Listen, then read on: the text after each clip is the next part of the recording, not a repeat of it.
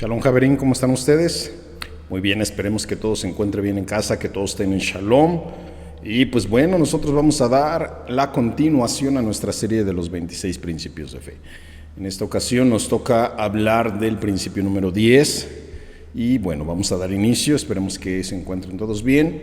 Pónganse lo más cómodo posibles para que podamos entender con emuná y con bitajón todo lo que vamos a platicar el día de hoy. Con la bendición del cielo y bajo la autoridad de nuestro maestro Yeshua HaMashiach y con la bendición y autoridad de nuestro Rab Immanuel Ben Yosef, vamos a iniciar esta clase. Muy bien. Ok, estamos preparando el material. Bien, el principio que nos toca ver en esta ocasión es el principio número 10. El principio número 10 nos dice: creemos que Hashem entregó la Torá a Moshe para el pueblo de Israel y que ésta nunca cambiará y que todas sus palabras se cumplirán hasta que el cielo y la tierra pasen. ¿Ok? Entonces vamos a preparar el material que tenemos por aquí. Principio número 10, creemos que Hashem entregó la Torá a Moshe para el pueblo de Israel. Muy bien. Bueno, vamos a iniciar con una pregunta detonadora. ¿Recuerdas cómo fue la entrega de la Torá? Bien, los documentos nos indican que era un 6 de Sivan del año 2448 en el Har Sinaí. Si nosotros lo convertimos eso a un calendario gregoriano, podemos decir que corresponde, según el cómputo tradicional rabínico, alrededor del año 1313 antes de la era común. ¿Vale? Más o menos para que tengamos una idea precisamente de a qué se refiere. Entonces, pues aquí te darás cuenta de muchas cosas, que incluso la Torá es previa a la mayoría de todas las religiones que hay ahorita en el mundo. Entonces, bueno, es una de las religiones más antiguas. Precisamente indicando estas fechas nos podemos dar cuenta específicamente de qué tan antigua es. Porque bueno, muchos acuérdate que tienen esa idea de que la Torá es nueva, que esto de las raíces hebreas es una nueva moda que se está dando y que es parte del judaísmo y sale del judaísmo tradicional, etcétera, etcétera. Bueno, pero nosotros conocemos que no es así, sino efectivamente son sus raíces y estas raíces son ancestrales.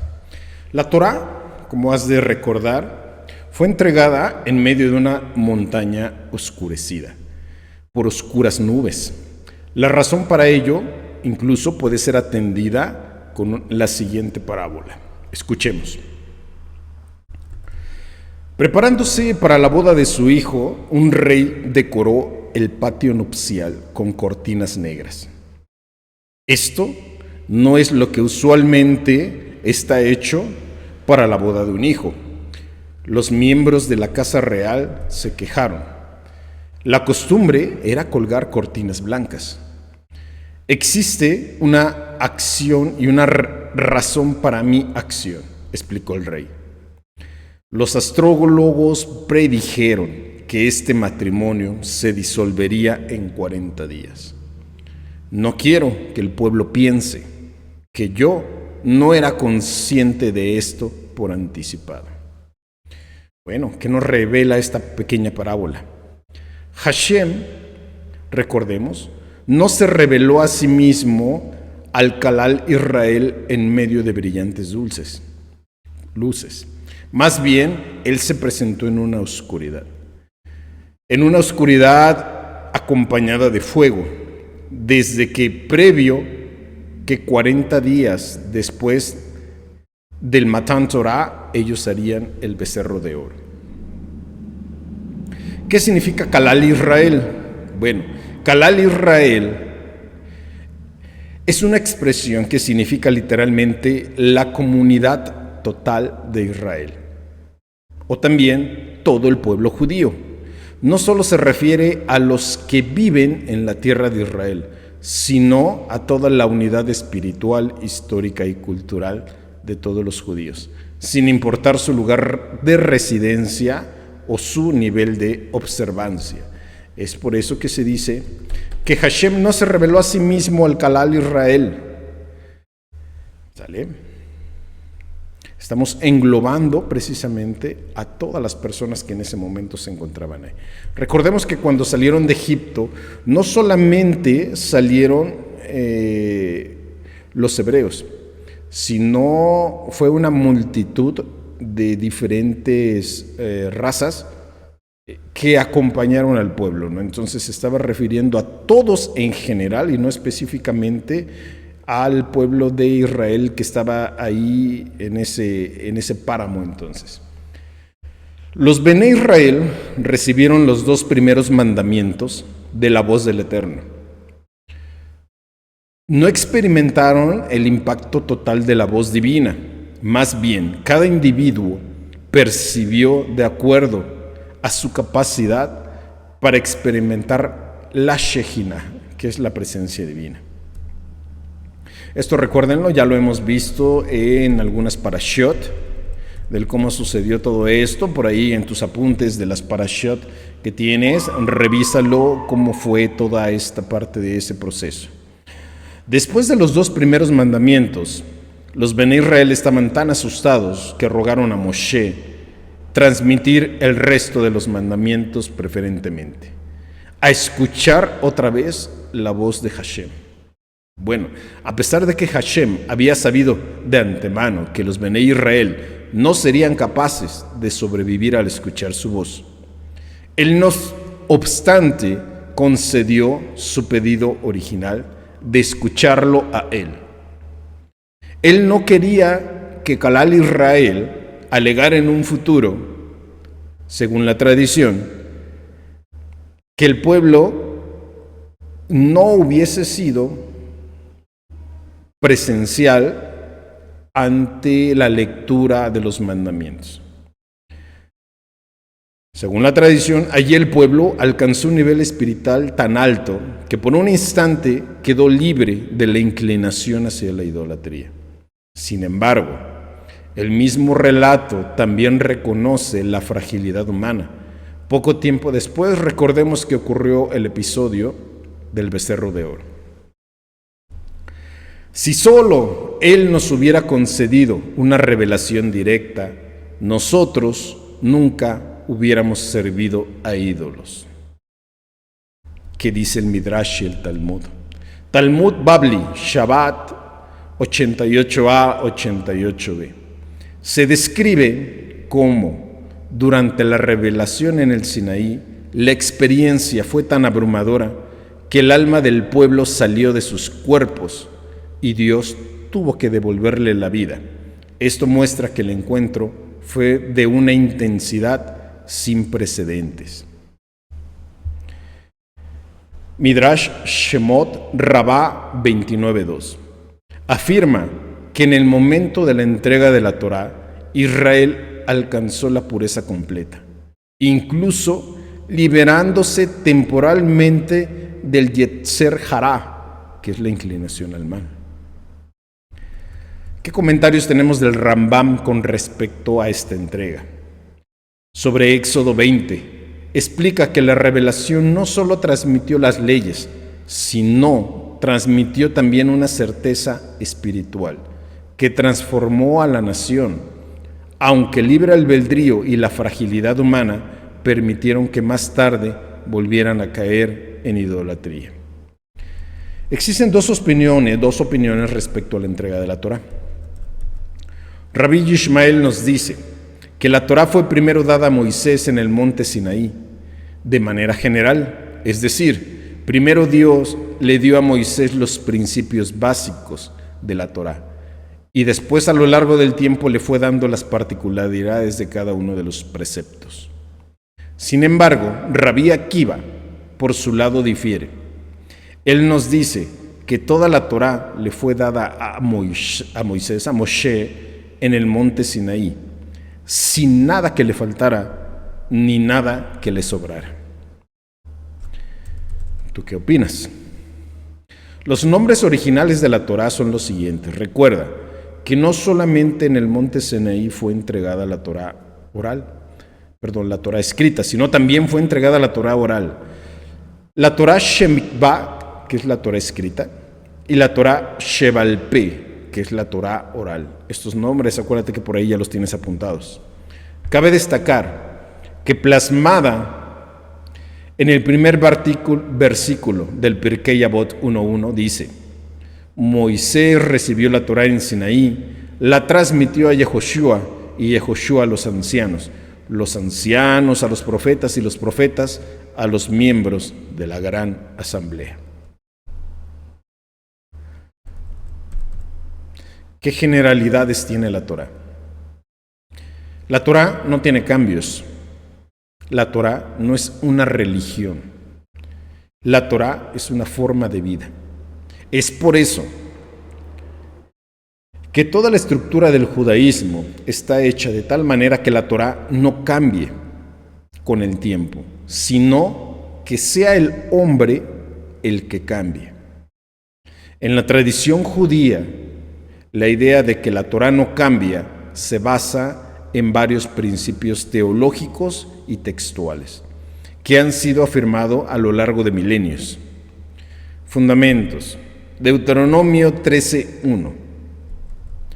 Todo lo que yo os ordeno, guardaos para cumplir. Nada le añadiréis ni le restaréis. Esto se interpreta como una prohibición explícita de modificar los mandamientos dados en el Sinaí. Generalidades. La Torá es eterna. ¿Qué quiere decir esto?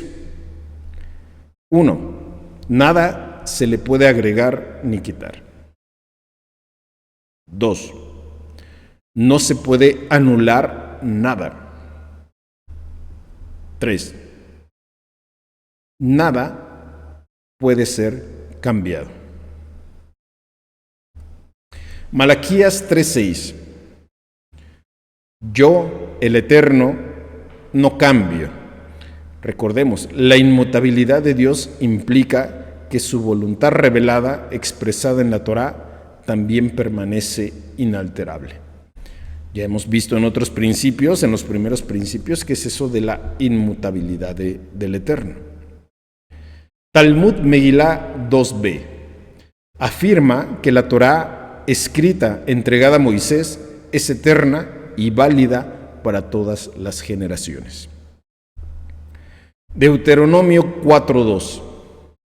Ustedes no añadirán nada a la palabra que yo les mando, ni quitarán nada de ella, para que guarden los mandamientos del Señor su Dios que yo les mando. Juan 1:17. Porque la ley fue dada por medio de Moisés, la gracia y la verdad fueron hechas realidad por medio de Yeshua. Las pruebas de la veracidad de la Torá son tan poderosas que incluso el cristianismo y el islam admiten que la Torá fue entregada a los judíos en el Sinaí.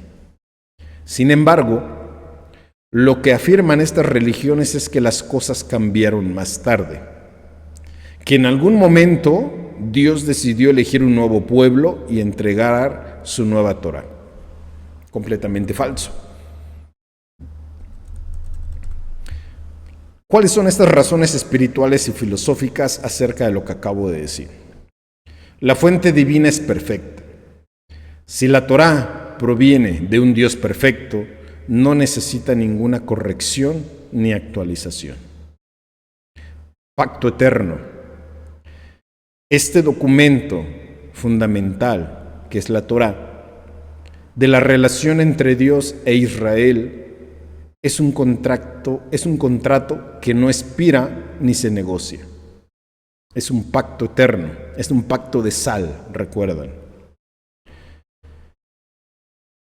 Marco moral y legal. Sirve como una referencia atemporal, más allá de las modas o contextos culturales cambiantes.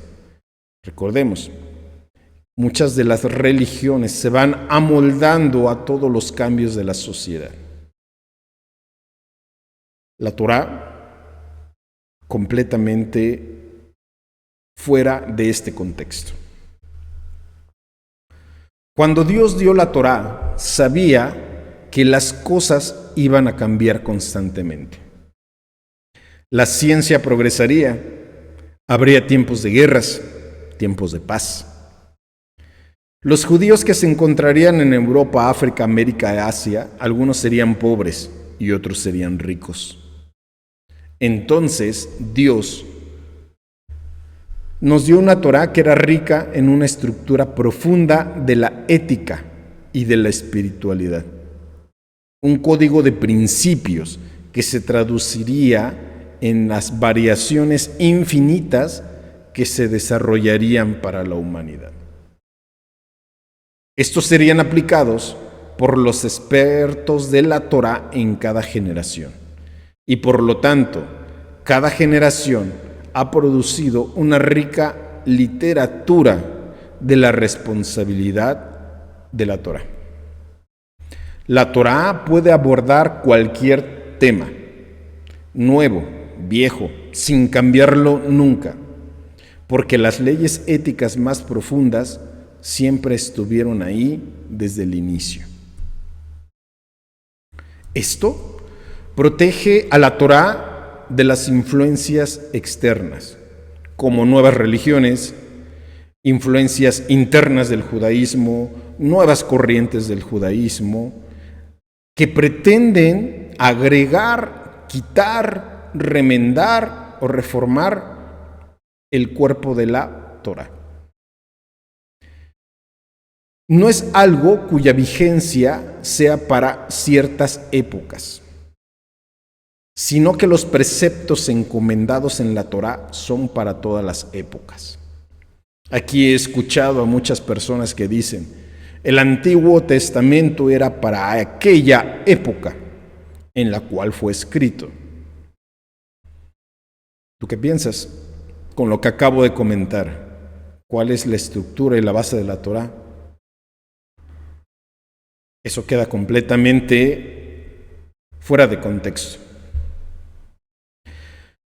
No es como sostienen ciertas tendencias dentro del judaísmo, que afirman que algunos preceptos regían solo en aquellos tiempos, lo que acabo de comentar. Por ejemplo, al referirse a las tareas prohibidas en Shabbat, aseguraban que incluso el encender fuego debería de ser prohibido en aquellos tiempos, ya que para encenderlo implicaba un trabajo de frotar piedras hasta obtener una chispa, pero hoy en día es mucho más sencillo encender el fuego. Por lo tanto, en nuestra época no debería de estar prohibido, según esos preceptos. Pensar de esa manera es una gran equivocación, ¿lo sabías? Pues no se percatan de que la Torá es eterna y no cambia. Y que al decir no encender fuego, no se refiere al trabajo que da encenderlo, sino a la acción en sí de encenderlo.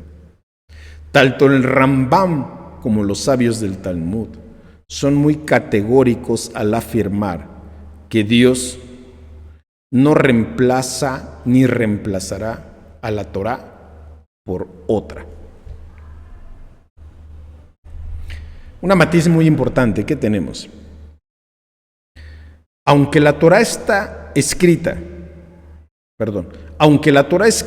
no cambia en su texto, la Torá oral, que está compuesta por las interpretaciones y aplicaciones prácticas de los sabios de cada generación, sí se desarrolla a lo largo de la historia.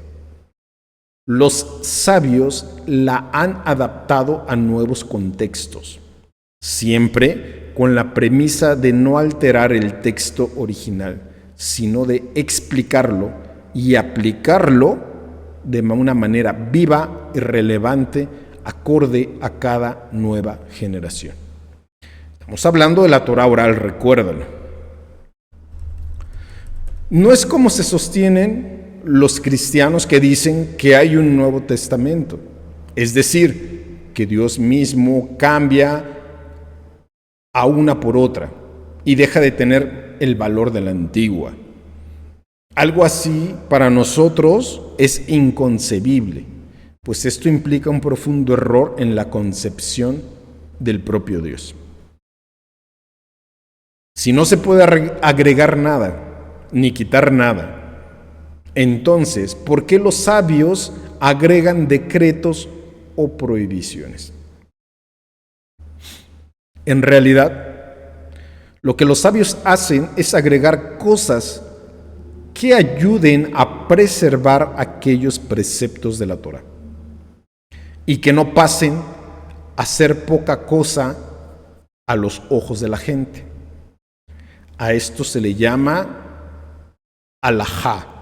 Recuérdalo, ya hemos visto muchas clases de lo que es alajá, pero precisamente aquí estamos hablando de ella por estos aspectos.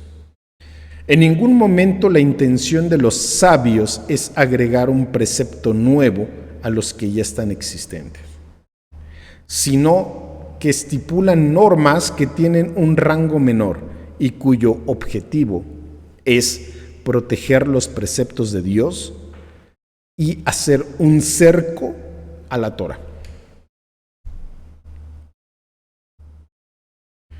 Deuteronomio 29-28. ¿Qué nos dice? Herencia para nosotros y nuestros hijos eternamente, para ser conforme a todo lo escrito en esta Torá. Levítico 23:14. Leyes eternas para todas vuestras generaciones. El Rambam nos deja bien claro que una vez que se afirmó que serían leyes eternas, es imposible que Dios le revele a un profeta que ya no es necesario realizar algún precepto, tal como presumen los cristianos, los del Islam. Y cuando se les inquiere acerca de lo escrito en estos versículos sobre que la Torá no cambiará, ellos alegan que Dios se arrepintió. La Torá que Dios le entregó al pueblo de Israel por medio de Moshe es su voluntad. Por lo tanto, es perfecta y no puede tener cambios.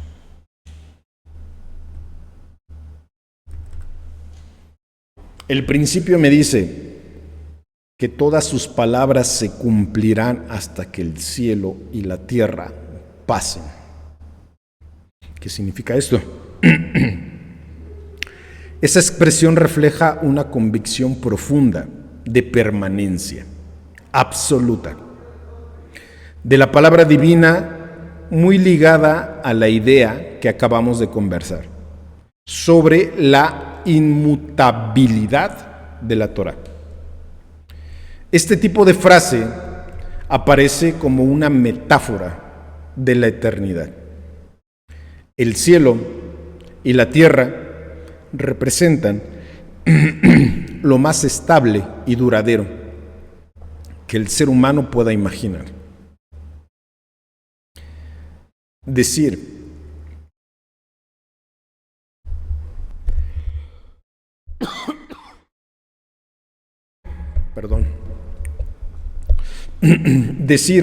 que la palabra de Dios permanece más allá de ellos es una forma de afirmar que es eterna e inquebrantable. Isaías 48. La hierba se seca, la flor se marchita, pero la palabra de nuestro Dios permanece para siempre. Salmo 119, 89. Para siempre, oh Eterno, permanece tu palabra en los cielos. Podemos relacionar esto con la enseñanza rabínica de que cada generación debe de recibir a la Torá como si fuera nueva. No porque cambie, sino porque vuestra conexión con ella se renueva y se hace viva. Recordemos lo que sucedió En el libro de Devarim, cuando Moshe, antes de entrar a la tierra prometida, de nueva cuenta recordó a las nuevas generaciones los principales preceptos que ellos deberían de guardar. Porque las primeras generaciones que la recibieron ya habían muerto, pero las nuevas generaciones se les debe de volver a recordar para que no se les olvide. Entonces, ¿qué nos dice? Hacemos un repaso. El Midrash Rabbah Bereshit 1.1. La Torah fue creada antes que el mundo y sirvió como un plano de la creación. Dios miró en la Torah y creó al mundo.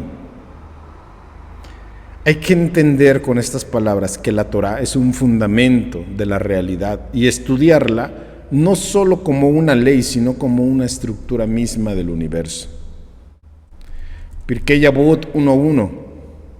La transmisión fiel de la Torah oral desde Moshe hasta las generaciones posteriores. ¿A qué se refiere que Moshe recibió la Torah en el Sinaí y la transmitió? ¿Qué importancia tiene esto? Valorar la cadena de tradición como garantía de la pureza del mensaje. ¿Qué quiere decir esto? Que así de importante como lo es la Torah escrita, lo es la Torah oral, que es la explicación a aquellas instrucciones. Talmud Menachó 29b. Cada detalle, incluso las coronas de las letras, tiene sentido y propósito divino. La historia de Moshe viendo a Rabí Akiva derivar leyes de cada trazo. No subestimar ningún aspecto del texto sagrado. Todo tiene lecciones escondidas. Como dice alguna de las oraciones, ni una yud pasará desapercibida, ni un punto, ni una coma. Midrash Tanhumá Noach 3. La Torah es nombre de Dios, revelado en forma escrita. ¿Qué aplicación tenemos? Tratar el estudio de la Torah como un encuentro directo con lo divino. Talmud Shabbat 88b. El pueblo aceptó la Torah incondicionalmente. ¿Qué dijo? Nase benishma, haremos y escucharemos. Aplicación práctica. Practicar primero con confianza y fe, bitajón y emuná, entendiendo que la comprensión profunda puede llegar mucho tiempo después.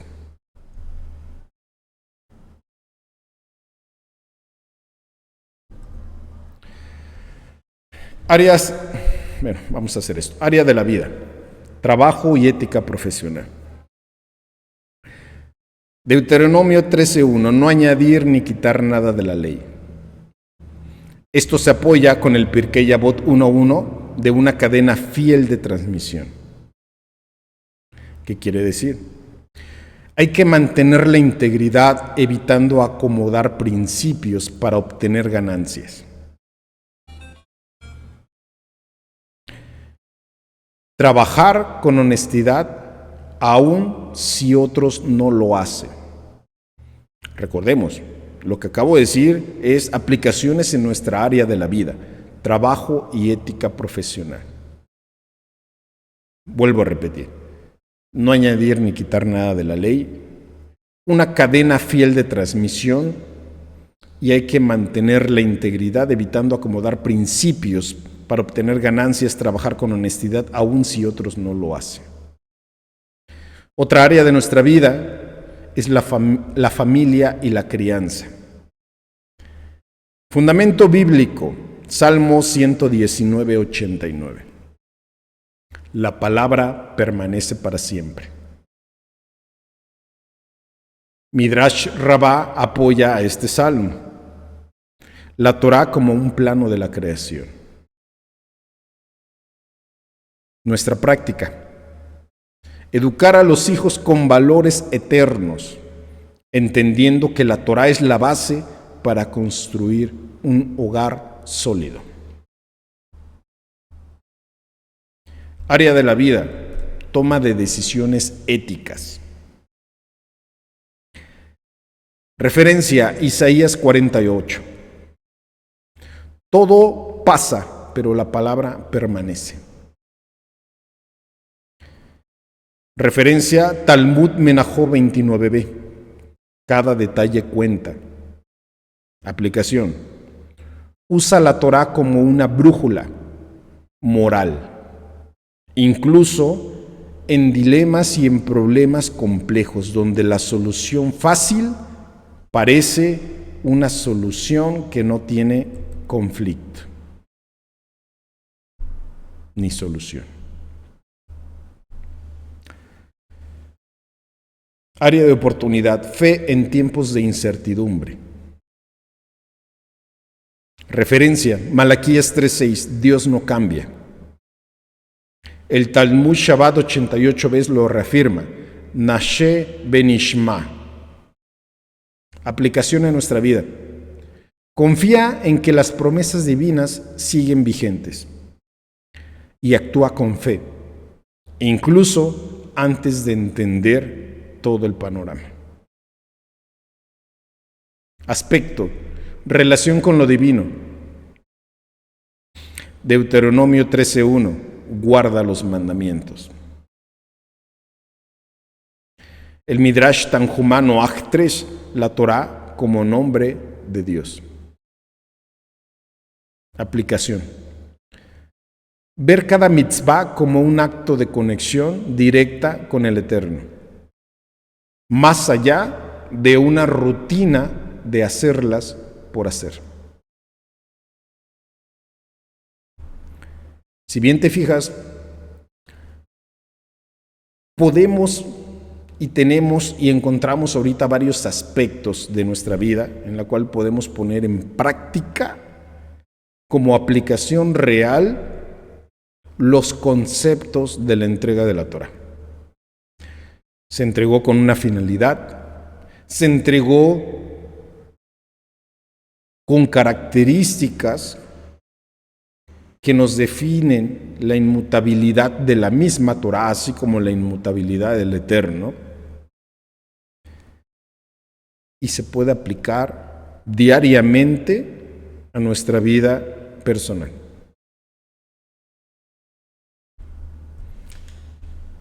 Con esto estamos dando la explicación y sustento del principio número 10. Creemos que Hashem entregó la Torá a Moshe para el pueblo de Israel y que ésta nunca cambiará y que todas sus palabras se cumplirán hasta que el cielo y la tierra pasen. Haberim, espero que estas pequeñas explicaciones y referencias que les di apoyen mucho a la explicación de este principio. Que sea benéfico para ustedes entender y defender este principio y que sea un método para demostrar a las demás personas el por qué no hay cambios como argumentan otras religiones y hacen distinción entre lo pasado y lo nuevo. Las generaciones cambian, por lo tanto, las religiones cambian.